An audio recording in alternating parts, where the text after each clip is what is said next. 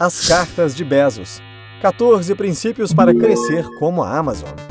Steve Anderson. Na década de 1990, quando a internet estava apenas começando, Bezos largou seu emprego e iniciou a Amazon com um empréstimo de $300 mil de seus pais. Hoje, a Amazon domina o comércio eletrônico global e está constantemente avançando em inteligência artificial com dispositivos conectados à internet, como Echo e Alexa, forçando a Microsoft e até a Apple a alcançá-la. Em As Cartas de Bezos, Steve Anderson explica 14 princípios enraizados no crescimento exponencial da Amazon ao longo da década. Esteja você no mercado há alguns minutos ou muitos anos, é sempre possível aprender como Bezos transformou sua pequena livraria online em um negócio multibilionário. Bezos iniciou a Amazon com um vislumbre de esperança. Quando a Amazon estava dando seus primeiros passos, ninguém sabia o que era livraria online. Afinal, na década de 90, a maioria das pessoas não tinha acesso à internet em casa. Não existia computação em nuvem. O Netscape era o navegador padrão e os DVDs ainda estavam amadurecendo. A Amazon foi concebida na primavera de 1994. Na época, o uso da web estava crescendo 2.300% ao ano. E Bezos procurou criar um plano de negócios que fizesse sentido no contexto desse crescimento. Assim, ele fez uma lista de 20 produtos diferentes que poderiam ser vendidos online e optou pelo melhor entre eles: livros. O motivo principal da sua escolha foi o de que há mais itens nessa categoria do que em qualquer outra. Existem mais de 30 milhões de livros diferentes em todo o mundo, em todos os idiomas. Nesse sentido, a segunda categoria de produtos é a música, com cerca de 300 mil CDs musicais ativos. Com este enorme catálogo de produtos em mãos, Bezos construiu algo que simplesmente não poderia construir de outra forma. Enquanto as maiores livrarias físicas só podem carregar cerca de 175 mil títulos, ele estava criando algo muito maior. Bezos aposta pouco nas grandes ideias. Quando Bezos começou a Amazon, as chances de sucesso não eram exatamente altas, mas apesar das probabilidades, ele via um grande potencial e decidiu apostar nisso. Mas Bezos é cauteloso e por isso não apostou tudo. Em vez disso, começou pequeno, pelo menos em termos relativos. Apostar pequeno é uma marca da forma como a Amazon faz negócios. Um exemplo é a opção de frete grátis, que atualmente proporciona a todos os clientes. A Amazon começou experimentando o Super Saver Shipping, grátis em pedidos acima de $25. Quando o experimento foi um sucesso, eles apostaram mais com o Amazon Prime. Quanto mais a ideia valia a pena, mais Bezos investia nela, como adicionar streaming de vídeos e outros serviços ao longo do tempo. Bezos estabeleceu redes de segurança para abraçar as falhas. Muitas empresas só permanecem firmes quando tudo vai bem. Se algo der errado, o fluxo de caixa diminui, o dinheiro fica apertado e os sacrifícios são feitos. Se passa por um tropeço, a empresa corre o risco de fechar o mercado quase na mesma velocidade em que se inseriu. Mas Bezos pensou à frente para não cair nessa armadilha. A Amazon possui falhas em seus orçamentos para lhe dar a flexibilidade de alocar recursos para muitas coisas que ele sabe que eventualmente poderão falhar. Através da filosofia de que alguns sucessos compensam mais do que 1000 fracassos, a Amazon aprende e se baseia em seus erros para tornar as tentativas futuras mais prováveis de sucesso. Um exemplo foi a criação do seu telefone Fire, um dos grandes fracassos da Amazon, mas que trouxe insights preciosos que ajudariam mais tarde na construção do Amazon Echo. Criar um sistema de reconhecimento de voz que pudesse corresponder ao Google ou à Apple era uma tarefa complicada, especialmente considerando a enorme vantagem que essas empresas tiveram com o seu ecossistema de smartphones. Mas a Amazon conseguiu tirar o melhor proveito de suas falhas anteriores e alcançar o topo do controle de voz com o Echo e a Alexa. Chamada de Amazon Auctions, a plataforma foi lançada essencialmente para rivalizar com o eBay. Apesar de várias melhorias, ela simplesmente não conseguia competir com os titulares do setor. Embora tenha atraído muitos vendedores e compradores, o próprio Bezos não ficou satisfeito com a desenvoltura do projeto. Muitos fatores contribuíram para o fracasso, mas uma unanimidade de opinião é que os consumidores se sentiram desconfortáveis em licitar preços na Amazon. Eles esperavam preços fixos, ao contrário do eBay, onde os clientes têm uma mentalidade diferente. O desejo de certeza de preço era importante para os clientes da Amazon. Portanto, a Amazon abandonou o modelo de leilão e passou para outro experimento chamado Z-Shops, seu segundo fracasso. Com os Z-Shops, os vendedores terceirizados listavam seus produtos usando uma página de destino exclusiva no site da Amazon com um login e um mecanismo de pesquisa separados. Eles se separaram da Amazon e pagaram uma pequena comissão. Novamente, os clientes não gostaram das etapas adicionais necessárias e a Amazon teve que encerrá-la. Mas a ideia de permitir que terceiros vendam na plataforma sobreviveu e prosperou no Amazon Marketplace, que hoje rende bilhões de dólares à empresa. Bezos era exigente e reservado quando se tratava de invenção dinâmica. A vantagem competitiva é fundamental para empresas como Amazon, Apple, Google e Facebook. E isso não acontece quando todos sabem no que você está trabalhando. O Lab 126 é o centro secreto para pesquisa e desenvolvimento de hardware e dispositivos eletrônicos de consumo da Amazon, cuja primeira criação foi o Kindle. Os projetos são tão secretos que os próprios cientistas os nomeiam de Projeto A, que foi o caso do Kindle em 2007, Projeto B, que foi o Fire Phone, Projeto D, o Echo, entre outros. O Lab 126 não era o único lugar onde Bezos exigia invenção e inovação. Ele esperava que todos na Amazon criassem coisas novas e melhorassem as coisas existentes. Bezos fez sacrifícios de curto prazo em vez de ganhos de longo prazo. As empresas têm uma escolha difícil a fazer. Elas podem fazer algo agora ou implementar estratégias que podem levar anos para valer a pena. A segunda opção nem sempre rende frutos como esperado. Quando a Apple anunciou que encerraria sua prática de relatar números de vendas trimestrais para unidades individuais, suas ações caíram 6,6% no mesmo dia. Da mesma forma que a Apple acredita que um desempenho de 90 dias para Macs e iPhones não é um proxy para a força subjacente de suas linhas de produtos, a Amazon está disposta a contrariar a tendência, sacrificando os lucros do ano para investir na fidelidade do cliente e no produto de longo prazo, gerando oportunidades que criarão lucros ainda maiores no ano seguinte. Bezos até implorou a potenciais investidores que permanecessem consistentes com a filosofia da empresa, compartilhando da gestão fundamental e abordagem de tomada de decisão da Amazon para que os acionistas pudessem confirmar que é consistente com sua filosofia de investimento. O crescimento é o principal objetivo de Bezos e a Amazon. O objetivo central da Amazon é o crescimento. Por isso, as 6 atividades que direcionam a empresa são maior seleção e conveniência, experiência do cliente, tráfego do site, número de vendedores, estrutura de custos mais baixos, preços mais baixos. À medida que a empresa foi crescendo, através desses pontos observados, foi notado que preços mais baixos levavam a mais visitas de clientes. Mais tráfego no site aumentava as chances de vendas. O aumento de vendas atraiu mais vendedores terceirizados que pagam comissões. Todos esses caminhos permitiram que a Amazon extraísse mais dos custos fixos, como centros de distribuição e infraestrutura de TI. A maior eficiência permitiu-lhe baixar ainda mais os preços. Este ciclo de feedback positivo acelera a produtividade, levando a um crescimento mais rápido. Bezos toma decisões rapidamente. Na economia em ritmo acelerado de hoje, as empresas não podem se dar ao luxo de esperar para tomar decisões, como faziam até alguns anos atrás. Uma empresa que fica paralisada e não toma nenhuma decisão, ou se precipita em grandes decisões, se expõe a riscos desnecessários. Bezos resolve isso articulando 2 tipos de decisões.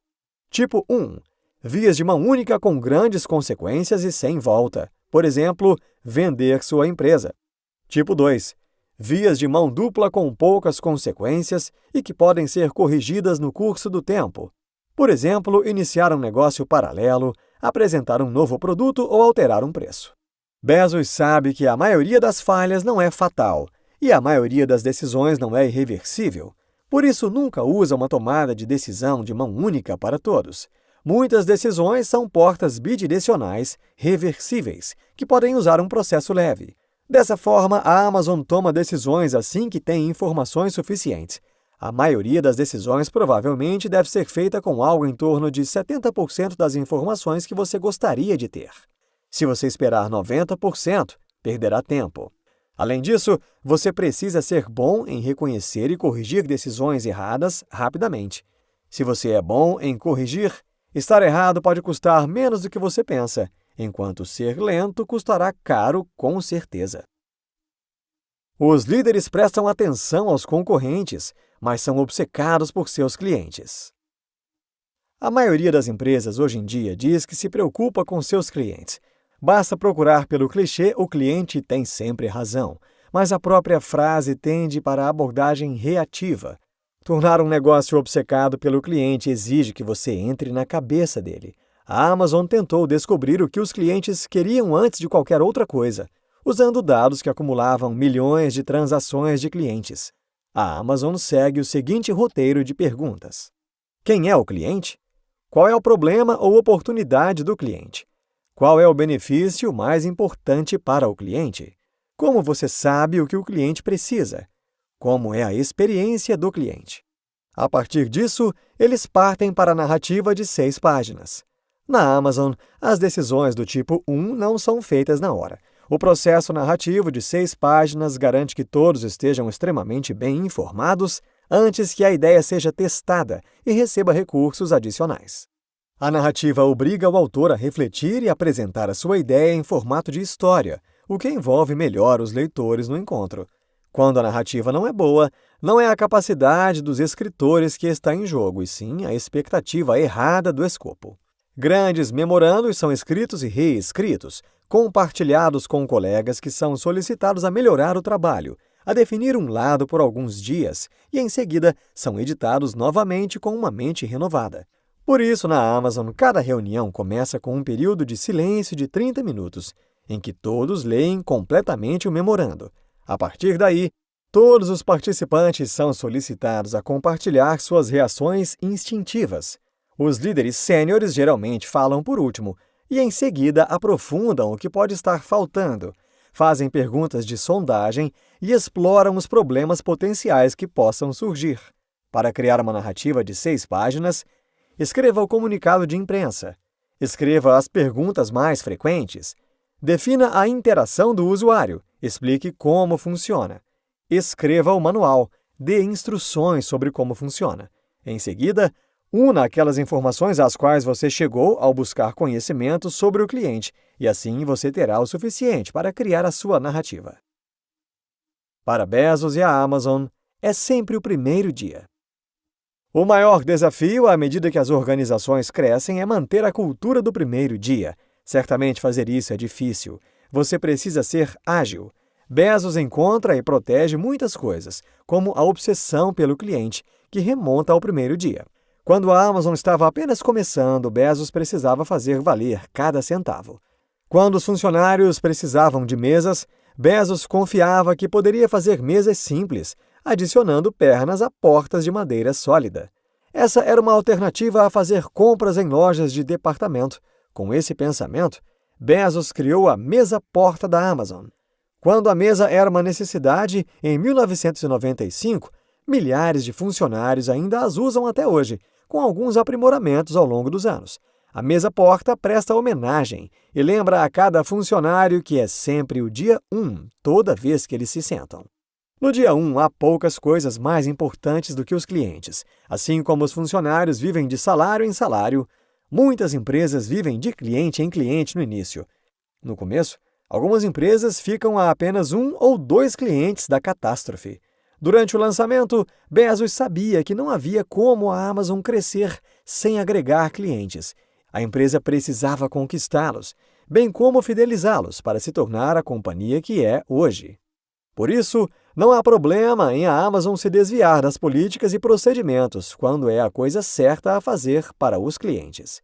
As políticas destinam-se a ajudar e orientar as decisões, mas não às custas das necessidades do cliente. Quando a sua empresa é pequena, as decisões geralmente são tomadas rapidamente. Alguém com autoridade está disponível para tomar uma decisão rápida. Normalmente, essa pessoa é o fundador. Pode ser exaustivo manter essa velocidade e paixão à medida que o negócio cresce, mas é muito mais cansativo perder a mentalidade do dia 1 e entrar no dia 2 com declínio doloroso. Se você acha que é caro contratar um profissional, espere até contratar um amador. Se você não contrata profissionais e precisa de 10 pessoas para montar os produtos, certamente todo o processo será o mais lento possível. A atenção aos detalhes é importante. Sem profissionais, você será arrastado para baixo para corrigir erros cometidos pelo seu membro menos atento. Os Bear Raisers são um grupo de pessoas escolhidas a dedo dentro da Amazon que demonstraram sucesso na contratação de pessoas com padrões muito elevados e que receberam treinamento especializado. Durante o processo de entrevista, há pelo menos um Bear Raiser presente. Eles têm o poder de veto que ninguém pode anular. Ninguém na Amazon é contratado sem a sua aprovação. Antes de contratar alguém, faça a si mesmo 3 perguntas. Vou admirar essa pessoa. Essa pessoa vai elevar o nível médio de eficácia da equipe? Em que dimensão essa pessoa pode ser uma superestrela? Entrevistando do jeito Amazon. As entrevistas na Amazon estão profundamente enraizadas em questões baseadas em comportamento, como sobre ocupações anteriores ou desafios que os candidatos enfrentaram e como eles lidaram com eles, usando os princípios de liderança para orientar a discussão. A Amazon evita provocações cerebrais como parte do processo de entrevista porque são pouco confiáveis quando se trata de prever o sucesso do candidato na empresa. Aqui estão algumas perguntas baseadas em comportamento. Conte-me sobre uma ocasião em que você se deparou com um problema que tinha várias soluções possíveis. Qual foi o problema e como você determinou o curso de ação? Qual foi o resultado dessa escolha? Quando você correu um risco, cometeu um erro ou falhou? Como você respondeu e como você cresceu com essa experiência?